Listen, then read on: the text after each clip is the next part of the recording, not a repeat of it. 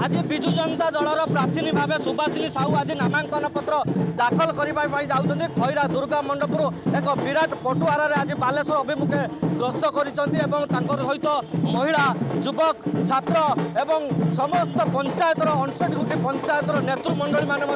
उपस्थित अच्छा एक विकल्प एवं एक संकल्प यात्रा नहीं बर्तमान अभिमुखे बालेश्वर अभिमुखे जाइए नामांकन पत्र दाखल करेंगे और विराट पटुआर आज खैरा दुर्गा मंडपुर समर्थक मान सहित बाहरी सीधा सड़क कथा प्रथम करी सिमुलिया निर्वाचन मंडल महिला प्रार्थी भाव माननीय मुख्यमंत्री नवीन पट्टनायक घोषणा पर महिला एवं अंचलवासी उत्साहित अच्छा जड़े महिला को विश्वासभाजन को नहीं आम देखुचु नामांकन पत्र दाखल करने पूर्व समर्थक मैंने उत्साहित अच्छा सकाल पूर्व आज समर्थक मैंने आज निजर भिड़ जमाई आम सहित सीधा सड़क कथा आम जो खैरा दुर्गा मंडप पाखर एक पटुआर आरंभ हो हनुमान मंदिर पूजा अर्चना कर आरंभ कर आरंभ कर सीधा सड़क कथा मैडम आज आप जाऊँच नामांकन पत्र दाखल करने सिमुलिया खैरावासी कौन आप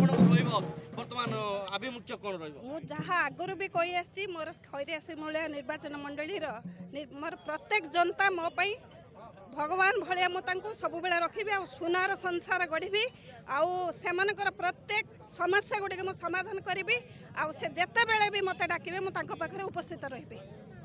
निश्चित रूपे जो माननीय मुख्यमंत्री जहाँ को भरोसा करके आज से प्रार्थी भाव ना घोषणा कर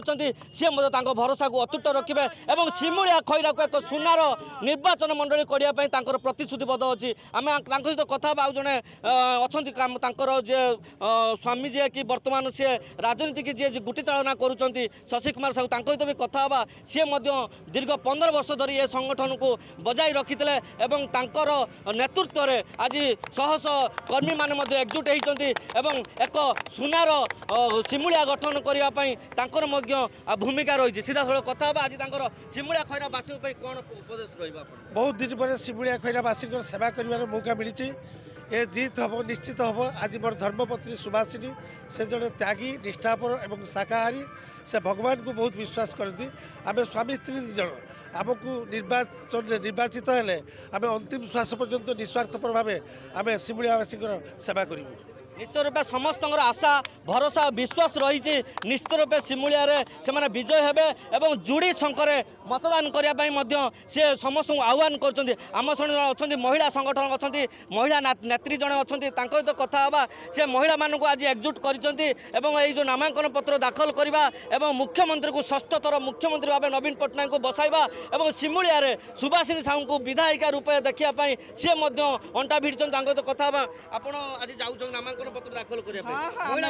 कौन महिला मान मोर संदेश रमर मुझे एससीजी आमर बीएलएफ प्रेसिडेंट अच्छी आमर महिला मान संदेश समस्त माँ आम भी एकजुट हो समस्ते एक हो आमर महिला प्रार्थी आम खैरा ब्लॉक आम बहुत खुशी माँ मैंने एससीजी माँ मैंने बहुत खुशी आम जेहेतु महिला आम महिला मैंने एक हो महिलार मान सम्मान रखू गादी में बसापी आम शपथ नहीं सारी निश्चित रूपे महिला जेहेतु प्रार्थी होती महिला मैंने एकजुट होती महिला मैंने आशा रखिंट प्रार्थी विजय लाभ करेंगे और एठू जो कार्यक्रम पर सिमुलिया कार्यक्रम रही सिमुलिया नीलकंठेश्वर मंदिर पूजा अर्चना करने बालेश्वर अभिमुखे यात्रा करेंगे खैरारू तपोधन बारिक नंदी घोष।